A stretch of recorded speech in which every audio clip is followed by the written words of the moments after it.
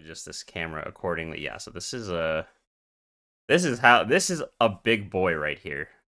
So I don't know how, like, compared to some of the other ones. I mean, you can see my hand, right?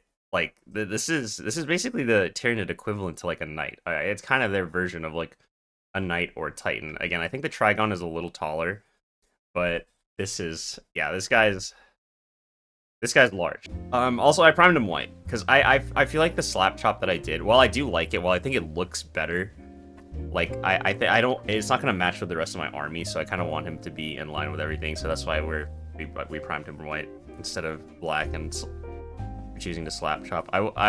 We will have to be a little more on top of coloring in everything, because again we don't want any of like the white pieces like sticking out. But I think that's like a-okay. So all right, here we go. So I'm gonna use this brush first.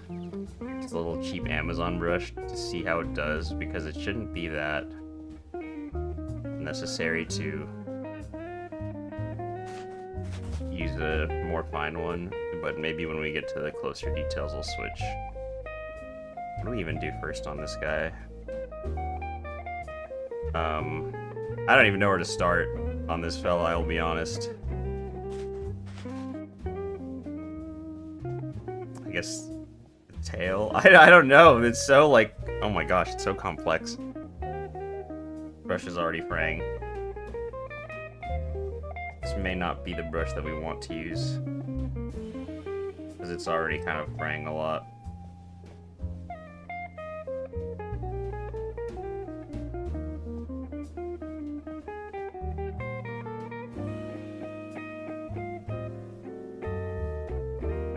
I'm probably gonna switch brushes low-key after this one kind of like...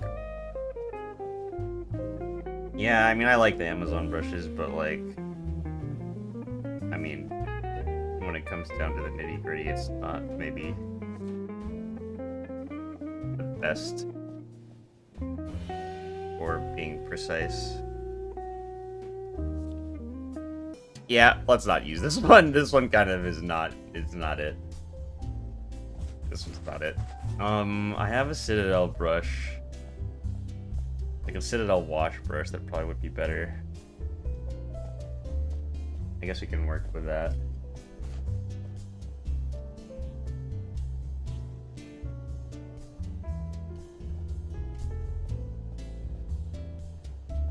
I've had this brush since I started painting.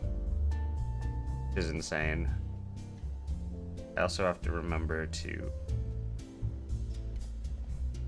That's because this is a... not slap chop. I gotta kind of like manipulate the paint to go a certain way for the best result, as opposed to just kind of blobbing it on there. Yeah, as you can see, the ones at the bottom, like, because the brush was not very well like put together, I guess. You can see how like kind of splotchy and it is, whereas up here, because it's easier to spread a little more cleanly. I'm just gonna take it slow. I have to be very careful not to knock my paint over. After last time I learned, since I knocked my paint over, and I have a huge purple spot on my mouse pad now. But I have it now so that there's nothing underneath. Which the desk is a lot easier to wipe paint off of than the desk mat, so that is a good thing. I've learned from my mistakes. I don't really know why I had the mouse pad underneath anyways, like it kind of was an uneven surface.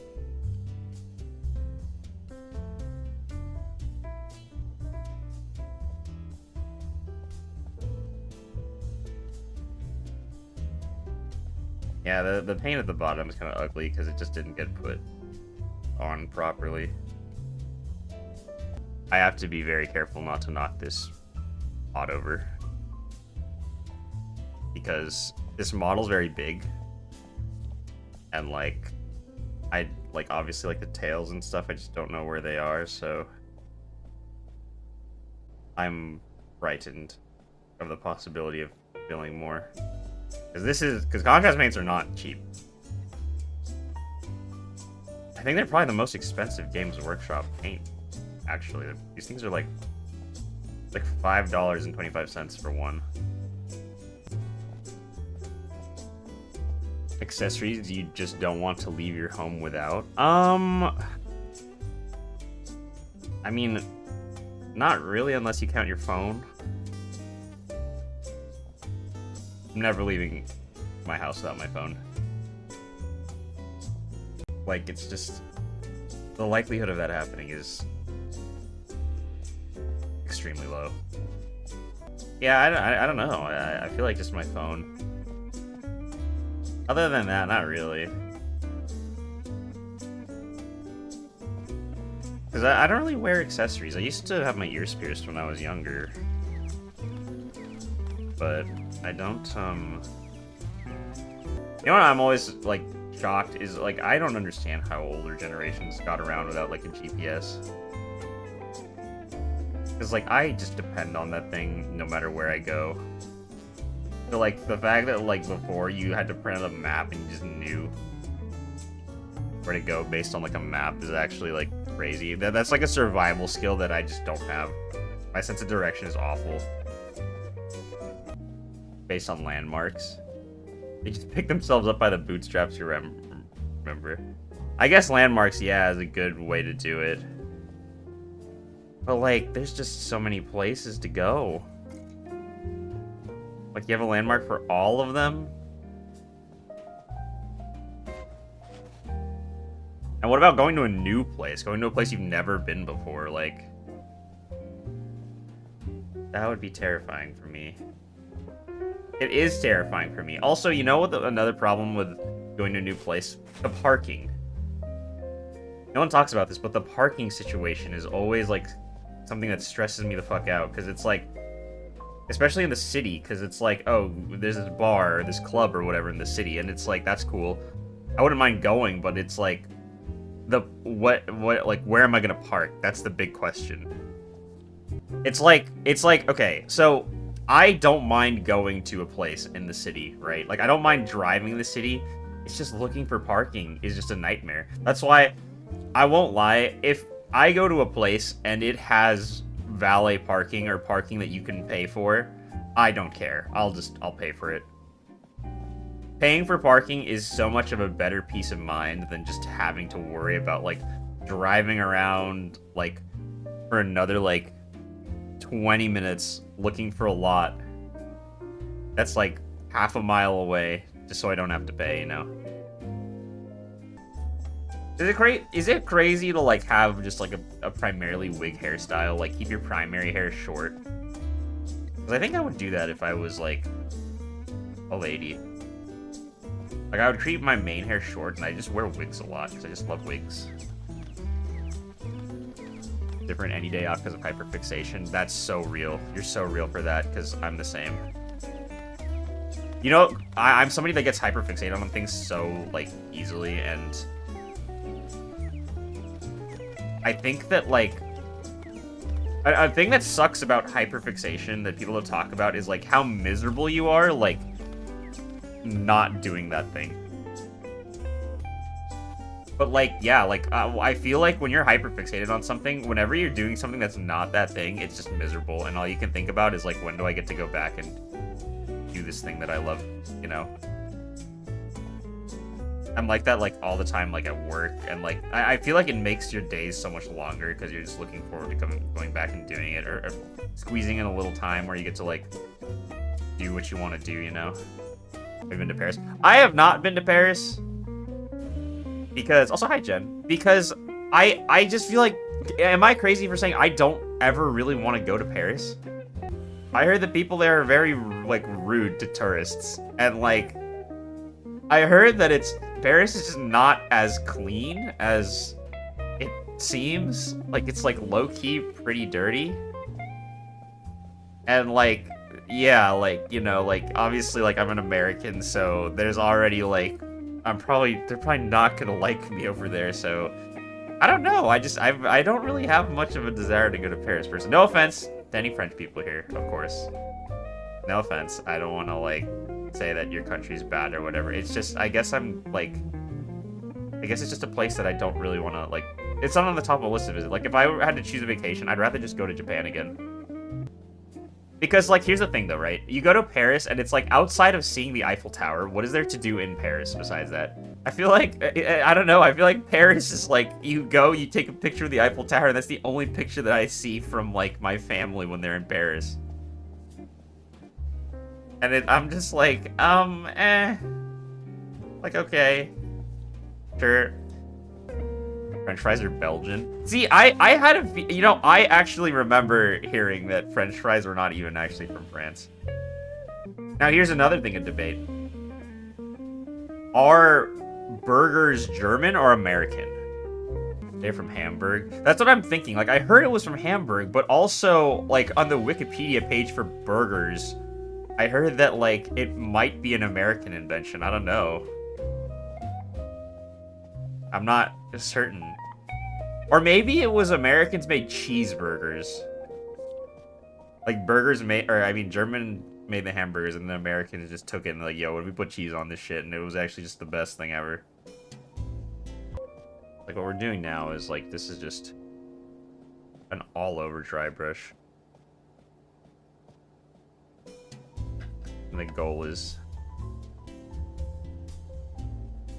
to, just clean it up, because like, again, you can already see, like, where the gray on the tail is. Like, it's already cleaning up, like, how splotchy it was before. The thing with these big models is so much detail, like, there's so many, like, small places you gotta get into.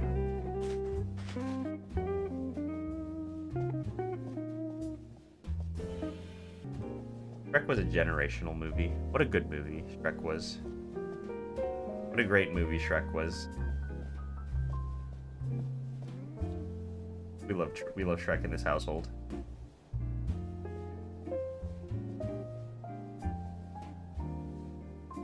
Now, okay, here's the thing. Do we think Shrek 1 or Shrek 2 is better? I think Shrek 2 clears. I think Shrek 2 is, like, a much better movie. Like, they're both good, don't get me wrong, but Shrek 2 was, like, was a chef's kiss, you know, just mwah. It was just beautiful. It was beautiful, it was perfect without. Had a beautiful message. Stunning cinematography. Great acting from Antonio Banderas. I still like the first one. They're both good. They're both good. They're both good. The scene at the end, though, where... I think Shrek started the trend of the I Need a Hero, right? Where, like, it's like a chase scene, but then I Need a Hero is playing in the background, Bonnie Tyler. And it's just always the best scene of the movie. Shrek's had to have started that, right? It's really kind of just a wet brush, I feel like, to bring it up. A good movie, like Jaden's Story CH. Me? A good movie? But listen, Bai, if we were a movie, you'd be the right guy. And I'd be the best friend. And we'd fall in love in the end. That's a Hannah Montana song. By the way, that's the best Hannah Montana song, okay? A rom-com. For real. You know what I think is the funniest thing of the rom-com? I think it's funny that they always have to hit a point where, like, where everything is going perfectly, and, like, both characters found probably the hottest person on the planet to be their partner, but then something just comes up in the last, like, 30 minutes of the movie, and it just puts their entire relationship in jeopardy. And then it's like, oh no. And then it's like, no, I don't know if I can get over this one trivial menial thing. And then they have a talk with their friend or family member, and they're like, listen, you idiot, you can't let, she's a 1 in a million, you can't let her go. And then the guy's like, you're right, and he has to chase after her before she fucking moves to Italy or whatever. Someone overhears something and misunderstands it entirely. Yeah, yep, that's another classic trope. Another absolutely classic trope. Someone spreads rumors. Yeah, and they both just believe them, which is so funny to me. It's like, it's so funny because it's like, here's a person that has been nothing but awful to you the entire time, right? And, like, they're terrible, they're clearly the villain, the antagonist, they hate to see you happy. Then, suddenly, they tell you something about, like, the person you're seeing, and the characters are just like, no. And I'm just like, dude, why do you believe them, first of all? I've always wondered that. I've always been like, why do you believe them? But yeah, rom-coms don't really exist anymore. They're just not, I mean, I'm sure that they're out there, but they're not commonplace. Do you guys notice that? I kind of, like, miss a time when, like, there'd be, like, a silly Adam Sandler rom-com coming out. And it didn't have a high budget, but it was, like, you know, it still had, like, good actors, and it was still, like, fun, you know? What happened to them? Dating has become such a touchy subject. Oh, really? Has it in Germany? Because I feel like in the United States, dating hasn't really been a touchy subject. I feel like dating is in a weird spot in the United States. It makes people feel lonely and sad.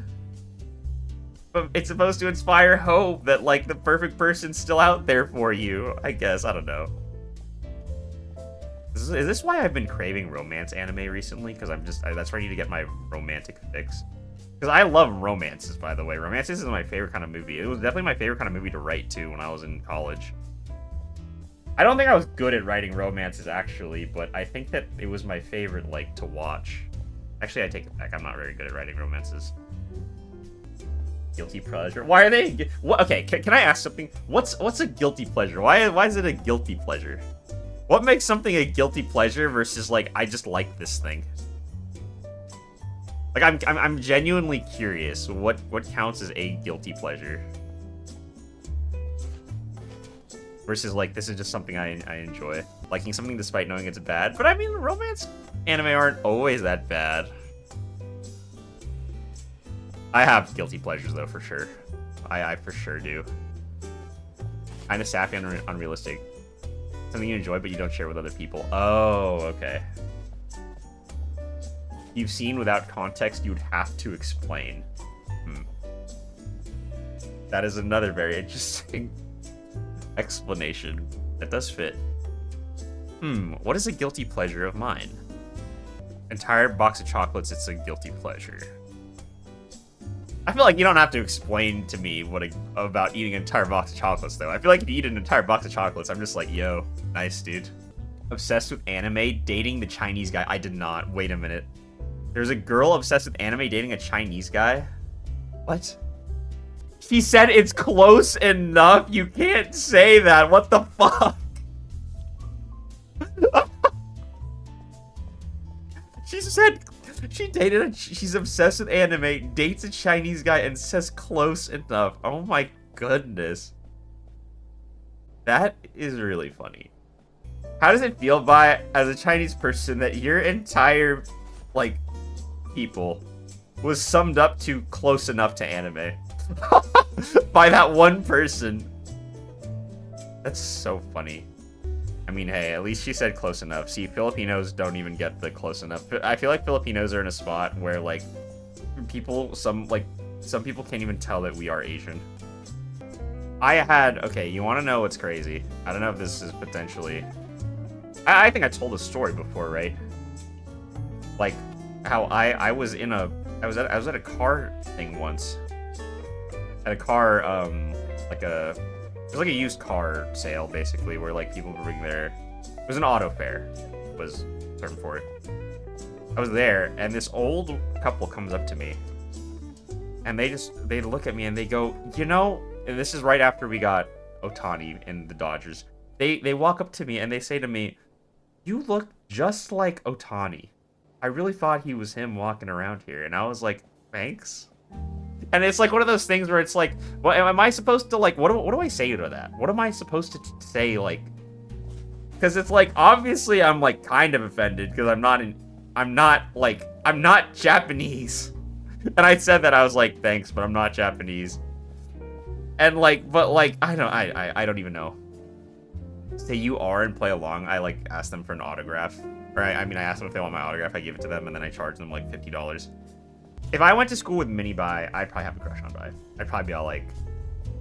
I'd probably leave the Valentine's gram in Bai's, like, folder or whatever.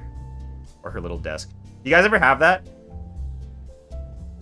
It's a Valentine's Day gram. I remember, because I never got one. But what it was like, there was like, you could like pay for it, and then on Valentine's Day they would send kids like a Valentine's Day like secret note, and you could send that to like your friends or like people you had crush ons. Mostly hang around the girlies, but I mean the girlies could get it for you too.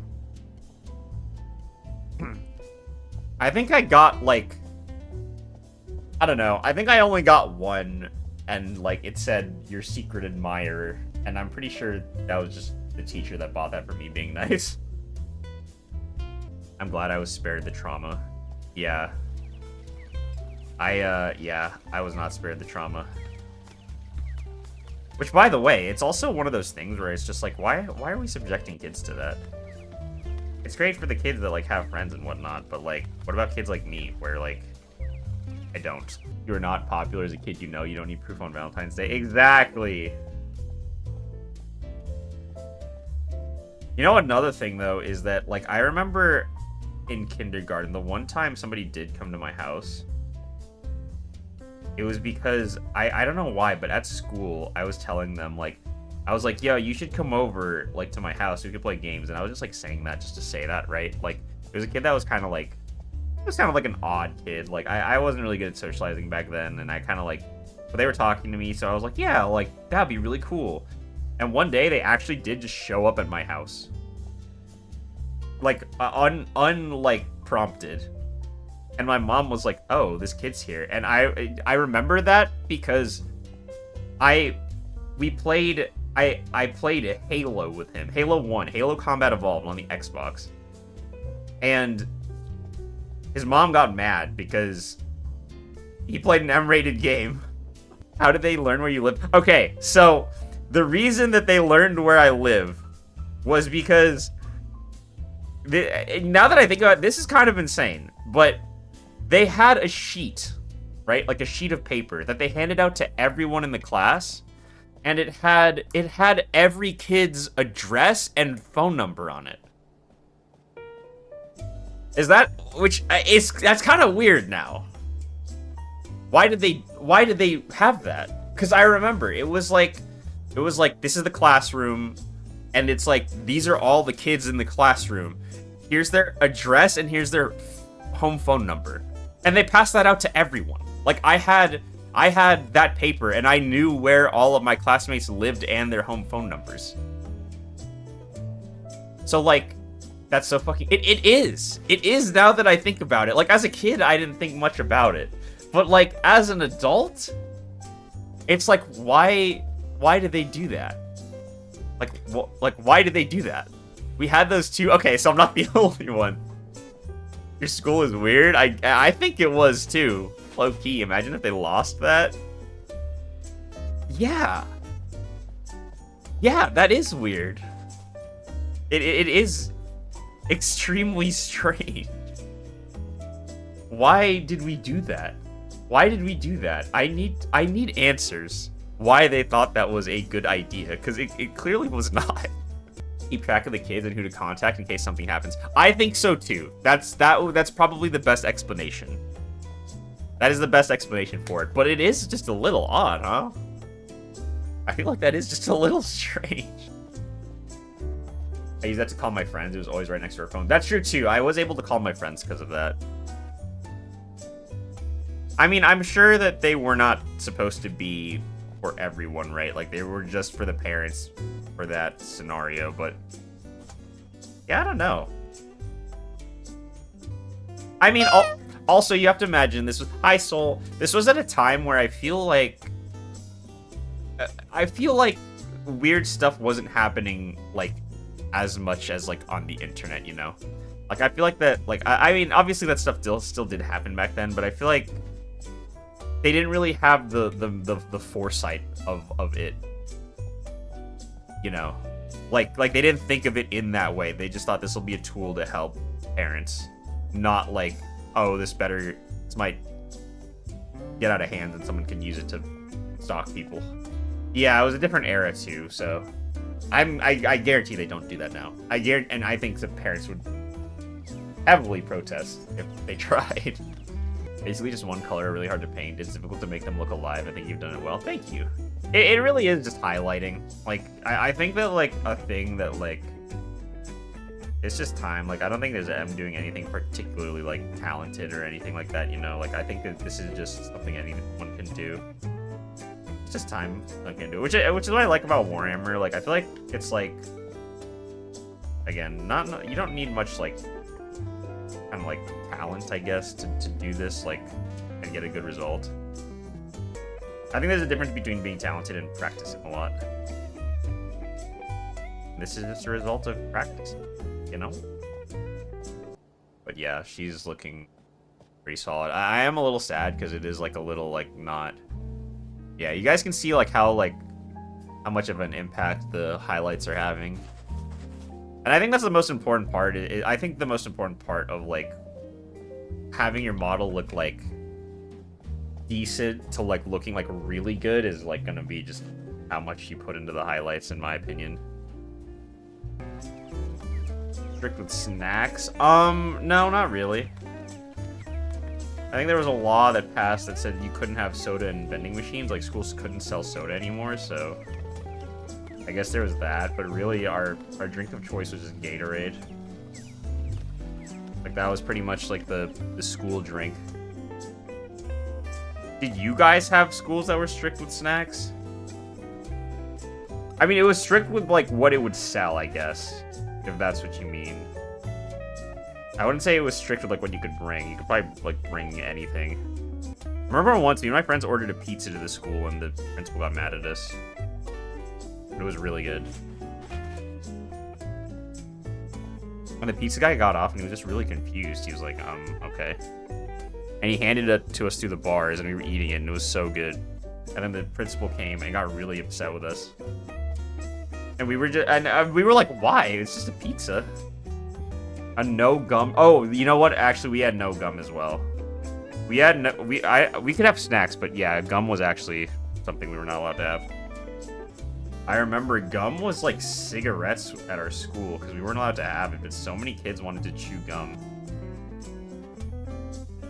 Like, so many kids, like, would sneak gum and, like, sneak chew gum knowing that they could get in trouble.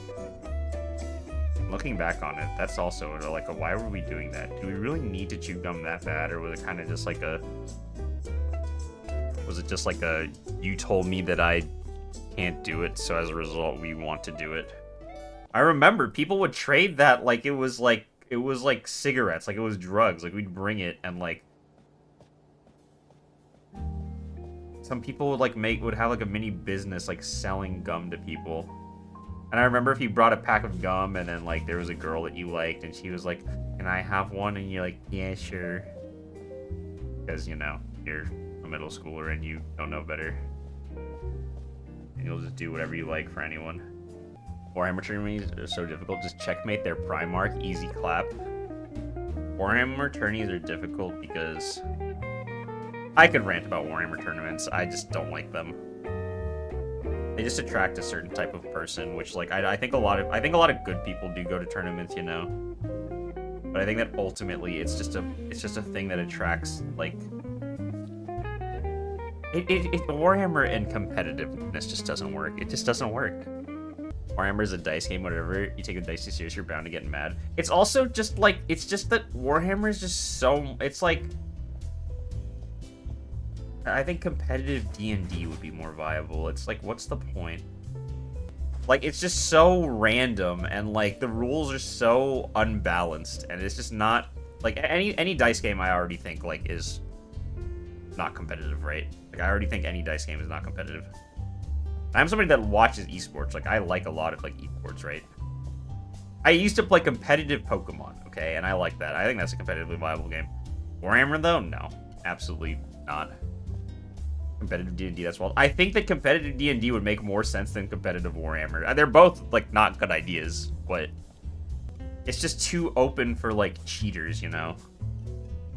Because here's the thing, like, and the thing is, like, people could also just cheat without knowing that they are cheating. Because remember, you have to measure everything, and no one's ever gonna have, like, super precise measurements that are, like, perfect. Like, no one's ever gonna be able to play that game to their maximum ability. And I feel like competitive Warhammer is just how many gotcha moments you can have on your opponent. And then at the highest level, it's just dice rolling. Like, you're just watching people roll dice in, like, a silly manner. Like, I think it's stupid. I will always die on the hill that Warhammer tournaments are stupid. There's absolutely no skill involved in a Warhammer tournament or playing this game. Like, I think there's like sure, there's skill in knowing how to play, but then like past actually just knowing how to play, like, because it's just not a skill-based game if you think about it. Just think of it like this, right? If two players of like the highest skill level played a competitive game of Warhammer 40k, it's just gonna boil down to the dice. Sorry, I rant about competitive Warhammer a lot. I believe there's skill involved. I think that, like, okay, so I think that, like, when you're talking about games that come from a competitive level, there's skill, sure, in, like, moving the units around, like, trying, kind of, like, judging, like, chances, like, probability, stuff like that. But, like, at the highest level, when both players have that exact same skill set of, like, understanding, it's not, now it's just dice rolling. Like, if you're watching two Grandmaster chess players, right? You know that, like, they're trying to constantly outplay each other. And then, like, get the edge over each other, like, you know. But if you're watching two Warhammer players, it's just whose dice don't screw them over. And, like, that's it. Like, there's no outplaying because, like, at that level, like, everyone knows what every unit does. Everyone knows how to counter every unit, and everyone knows, like, their win conditions and stuff. So, like, that's kind of what I mean by I don't think it's, like, a skill-based game. Best of 3 really helps. Warhammer takes too long for it, but it would be really helpful. But here's the thing with Pokemon, right? Like, with Pokemon, there is, like, probability, right? Probability does, like, factor into it. But the probability is, like, it's like, okay, do I want to risk this move with the chance that it could miss, right? Warhammer is like, do I want to, like, it's not like the move hits and then it randomly does something, which is basically like Warhammer, what Warhammer is, right?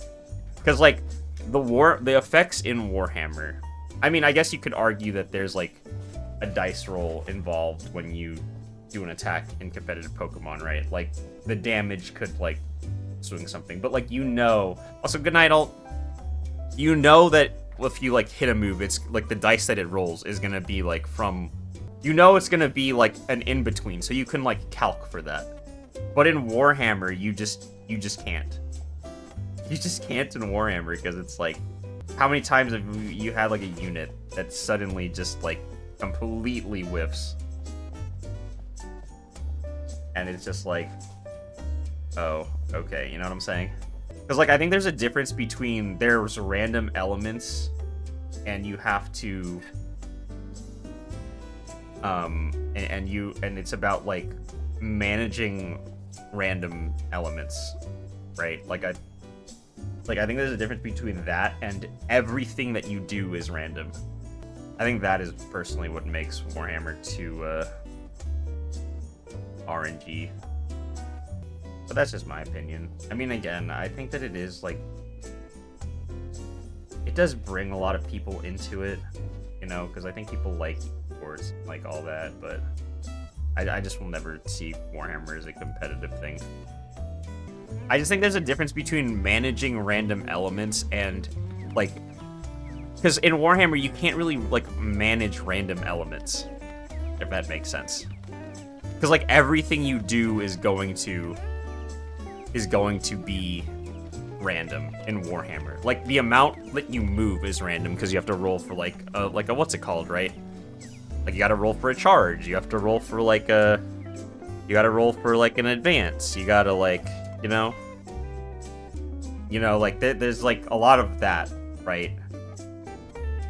Because it would be more like, in Pokemon, you have a 75% chance that this move is gonna hit, right? And then, like, maybe you don't want to do that move. Maybe you want to do a move that has a 100% hit rate. Or you can manipulate the odds. Like, you can do moves that, like, make it so it's more likely to hit. And stuff like that, right? But like it would be like it would more be like, so I'm playing Pokemon, right? There's a move and it has a 75% chance to hit. I do that move, and then after the move hits, it has a random effect that I don't actually even know what it's gonna do until it happens. Because I think it's the same in Warhammer. Because it's like, oh, like I could like charge this unit and like get like I could shoot this big gun at it. It's either gonna blow it up or it's gonna do nothing. I don't know yet, because it's just completely random. Probability is a problem, and I totally agree with you. That said, but I really enjoy setting up to minimize the chances of failure. What do I need to target with which unit? Can I pressure my opponent to make him waste shots? He needs other stuff. Do I hold back for late game threat or go hard to start? I mean, I agree like that. I agree like that is there.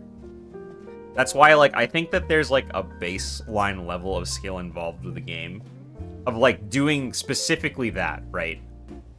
Like what you're saying, like with the holding back, like knowing when to push up, like what to do. I think that there is a skill involved with that, but the problem is that past doing just that, the dice rolling and the probability is completely out of your hands. Which is why I don't think it's a competitive game.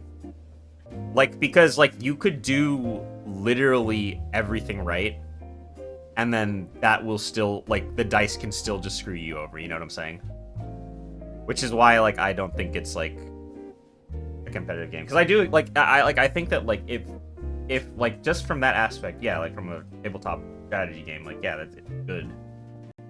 That does involve, like, skill, but again, it's kind of a scenario of, like, once that is done and you get down to the dice rolling, which is how you do damage and, like, a big part of the game, like, that's just out of your hands. You know. This is what we accomplished today. We painted his skin, which I think is, I mean, it's probably smaller than the carapace is going to be, but I think this is a good start to the model. You can see it's got a nice little poppy look. Looks very alien-esque, very Xenomorph. He's kind of he's a good looking model for sure. You can just see the highlights are definitely bringing out all the gray areas right there. I love it. I love it. I love it.